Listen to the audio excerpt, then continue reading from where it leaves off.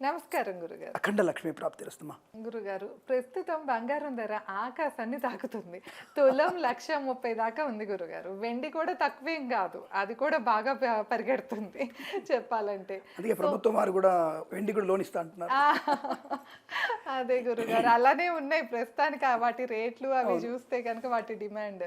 So ఫ్యూచర్లో మామూలుగా అంటే ఇప్పుడు 2026 దగ్గరలోనే ఉంది కదా, ఫ్యూచర్లో అయినా ఏమైనా కొంచెం తగ్గే ఛాన్స్ ఉంటుందంటారా బంగారం వెండి వీటి గురించి ఒకసారి తెలియజేయండి. ఒకటి మనం ఇప్పుడు జ్యోతిషాంశాలు కాకుండా మనం ప్రామాణికమైనటువంటి అంటే మన యొక్క సివిలైజేషన్ ఉంటుంది. అంటే మనం ఉన్నటువంటి జీవన ప్రమాణంలో కొంత పురాణాన్ని పక్కకు పెట్టేసి వచ్చినప్పుడు గత మీరు 5 సంవత్సరాలుగా మీరు చూడండి, అంటే కరోనాకు ముందు ఉన్నటువంటి ఆర్థిక పరిస్థితి, కరోనా తర్వాత ఆర్థిక పరిస్థితి, ఇవన్నీ కూడా చూడడం.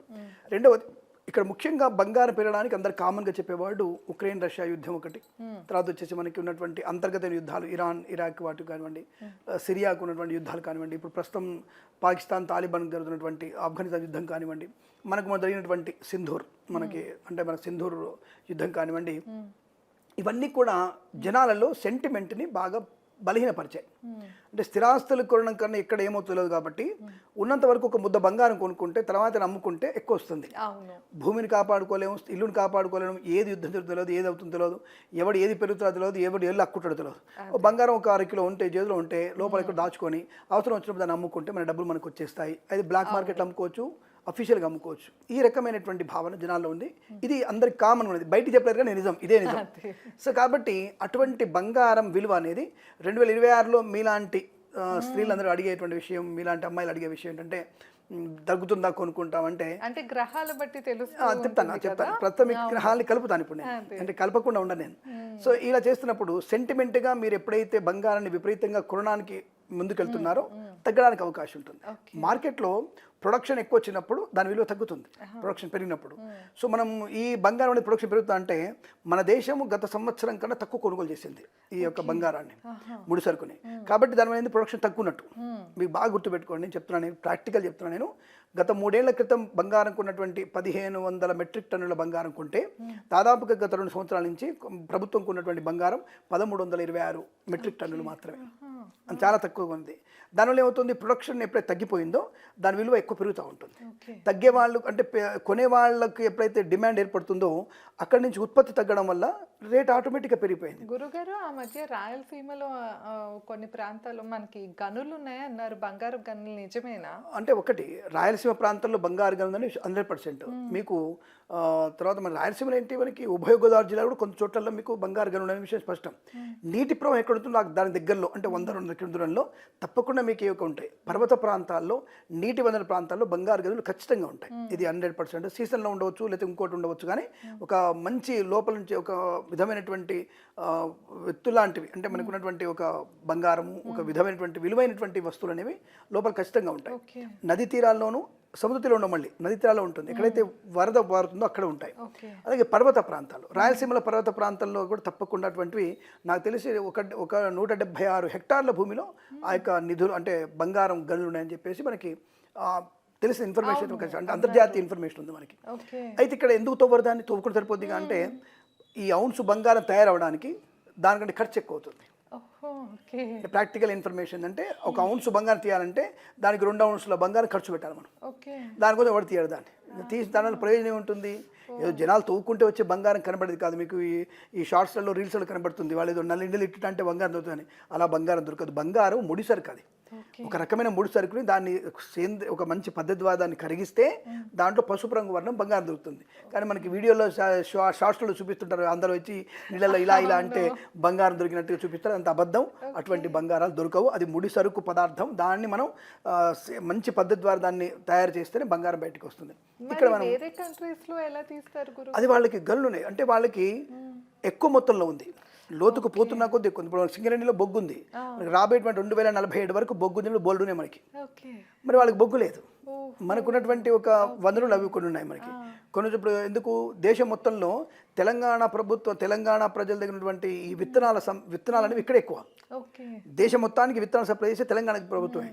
ఏది మొక్కజొన్నలు కానీ, సజ్జలు కానీ, జొన్నలు కానీ, తర్వాత మీకు ఏ కూరగాయల ధాన్యాలు కానీ ఈక్వెందో వడ్లు అయినా సరే వడ్ల ధాన్యంతో కూడా తెలంగాణ ప్రధాన కేంద్రంగా ఉంది. ఒక గోధుమలు మాత్రమే బీహార్ నుంచి వస్తాయి మనకి. అంటే ఇవన్నీ కూడా ఏంటంటే ఒక్కొక్క దగ్గర ఒక్కొక్క వనరులు ఉన్నాయి. అటువంటి వనరులు అనేవి మనకి రాయలసీమలో బ్రహ్మ ఏర్పడ్డాయి. అయితే రాయలసీమ తీయడానికి రేపు ఫ్యూచర్లో దాన్ని తక్కువ మొత్తంలో తీసే ప్రయత్నం చేస్తున్నారు. అంటే తక్కువ తీయడానికి అది ఎప్పుడు అవుతుంది? 2030-31 అవుతుంది. అది ఇప్పట్లో అయ్యేది కాదు. అది అంతర్జాతీయ నిపుణులు రావాలి, తీస్తే తక్కువలో తీయొచ్చు అనే విషయం. ఇక్కడ మీరు అడిగిన ప్రశ్న 2026 31 తర్వాత విషయం. 31 తగ్గుతుందా అంటే అక్కడ ఆ రేట్ ప్రకారం 3 లక్షలు ఉంటుంది. ఆ రేటు ప్రకారం 3 లక్షలు ఉంటుంది. అక్కడ తక్కువే. అంటే 2031కి 3 లక్షలు తక్కువే, నో ప్రాబ్లం. ఇక్కడ మీరు అడిగిన ప్రశ్న ఉన్నటువంటి 135 నుంచి 110కో లేదా 90కో వచ్చే అవకాశం ఉందని అడిగితే 2026లో ఎట్టి పరిస్థితుల్లో గురుడి యొక్క ప్రభావం చేత మనకి బంగారం ధర తగ్గే అవకాశం లేదు. ఇది క్లారిటీ. మీకు ఇంతసేపు చెప్పి అబ్బాయి ఇంత సుత్తేసేవారు నాయన ఏం చెప్తున్నానని అంత ఉత్కంఠంగా ఎదుగుతుంది కదా. బంగారం తగ్గే అవకాశం లేదు. ఇప్పుడే 125, 135 ఉన్నప్పుడు కొనుగోలు చేయడం మంచిది. రేపు ఎందుకు మీకు జనవరిలో కొంత తగ్గే అవకాశం ఉంది. 115, 116కి వచ్చే అవకాశం ఉంది. మళ్ళీ మీకు ఫిబ్రవరి కల్లా మళ్ళీ దీని ధర 135 నుంచి 140కి వెళ్ళే అవకాశం ఉంటుంది. సో 2026 మీకు తప్పకుండా ఇది పెరుగుతూనే ఉంటుంది. రాబోయేటువంటి 3 ఏళ్ల వరకు బంగారం ధరగా పెరగడమే తప్ప తరిగే అవకాశం లేదు. 2031 కల్లా మన ఉత్పత్తి బాగా పెరగడం వల్ల ఆ సమయంలో ఉన్నటువంటి ధర ప్రకారంగా జీడిపి ప్రకారంగా తగ్గుతుంది. ఇప్పుడు మీకు క్లారిటీ జ్యోతిష్యంలోకి వస్తాను నేను. 2026లో గురుడు కర్కాటక రాశిలో ఉంటాడు ఉచ్చ స్థితిలో. తప్పకుండా మీకు తటస్థమైనటువంటి ఆర్థిక ప్రయోజనాన్ని కలిగించే అవకాశం ఉంటుంది. తటస్థంగా ఉంటాడు. 2027లో మళ్ళీ ఆ గురు భగవానుడు సింహంలోకి వస్తాడు. సింహంలో మళ్ళీ పెరుగుదల ఖచ్చితంగా కనపడుతుంటుంది మీకు. 28లో కన్యలో ఉంటాడు. అక్కడ మీకు తగ్గుదల ప్లస్ తటస్థితి ఉంటుంది. 29లో తులలో ఉంటాడు. తప్పకుండా అంటే నష్టమే, అంటే బంగారు ఉత్పత్తులు తగ్గుతాయి కాబట్టి ధర ఎక్కువగానే ఉంటుంది. 2030లో వృశ్చికంలో ధనుసులోకి వచ్చినప్పుడు 2030-31లో ఖచ్చితంగా మీకు ధరలు తగ్గే అవకాశం. అప్పటి ధరకి 3 లక్షలు కానీ పెరిగే అవకాశం ఉంటుంది. అంటే 2.5, 2.70, 2.15 ఆ రేంజ్లో మీకు 3 లక్షల వరకు చేరుకునే అవకాశం ఉంటుంది. అంటే మొత్తం బంగారం 3 లక్షలు అయిపోయింది. తప్పకుండా పెరిగే అవకాశం ఉంటుంది. అయితే తగ్గుతుంది. 2031 నుంచి మళ్ళీ ఒకేసారి మీకు 140, 170, 180 కూడా రావచ్చు. తప్పకుండా వచ్చే అవకాశం ఉంది. అది అప్పుడున్నటువంటి అంటే ఆ సమయంలో ఉన్నటువంటి గోచార ఫలితాలను బట్టి యుద్ధ వాతావరణాన్ని బట్టి మనం చెప్పుకునే ప్రయత్నం చేయవచ్చు. ప్రస్తుతానికి గురుడి యొక్క ప్రభావం చేత ఎదుగుదల ఉంటుంది. 2027-28లో కొద్దిగా తగ్గుముఖం పట్టే అవకాశం ఉంటుంది. అది గుర్తుపెట్టుకుంటే చాలు మీరు. బట్ ఇప్పుడు అది ప్రజెంట్గా 150కి వెళ్తుంది అనే విషయం ఏం లేదు. అంటే దాదాపుగా మనకు 5 నెలల్లో 35-40 పెరిగింది ఈ 4 నెలల్లో. అందుకే వెండికి కూడా వాళ్ళు బంగారం లాగా లోన్ ఇస్తామని చెప్పి 2026 ఫిబ్రవరి నుంచి ఐ థింక్ సో 2026 ఫిబ్రవరి నుంచి చంద్రుడు కూడా ఉద్రిక్తంగా ఉన్నాడు కాబట్టి ఆయన ప్రకారంగా వెండికి కూడా లోన్ ఇచ్చేటువంటి ప్రయత్నం జరుగుతోంది. బట్ రేటు మాత్రం ఈ ముడిసరుగా ఉన్నటువంటి బంగారానికి తప్పకుండా రెక్కలు వచ్చిన విషయం చెప్పవచ్చు మనం. ఇది తగ్గుతుందంటే నాకు తెలిసి 2070, 240లో ఆగిపోతుంది. అది ఇంకా అంత తర్వాత మీకు పెరగడం కొద్ది కష్టం. అంటే మ్యాక్సిమం 3. ఆ తర్వాత మీకు మళ్ళీ 10 ఏళ్ల వరకు దాని యొక్క కదలికలు పెద్దగా ఉండే అవకాశం ఉండదు అవకాశం. ఓకే గురుగారు. సో విన్నారు కదా బంగారం ధర ఎలా ఉంటుందో గురుగారు ఎంతో చక్కగా తెలియజేశారు. ఇంకా మీకు ఏమైనా సందేహాలు ఉన్నా ఏమైనా గురుగారిని సంప్రదించాలన్నా కింద గురుగారి నెంబర్ ఇస్తున్నాం, తప్పకుండా కాంటాక్ట్ చేయండి. ధన్యవాదాలు. నమస్కారం గురుగారు. సమస్త సన్మంగళాని భవంతు.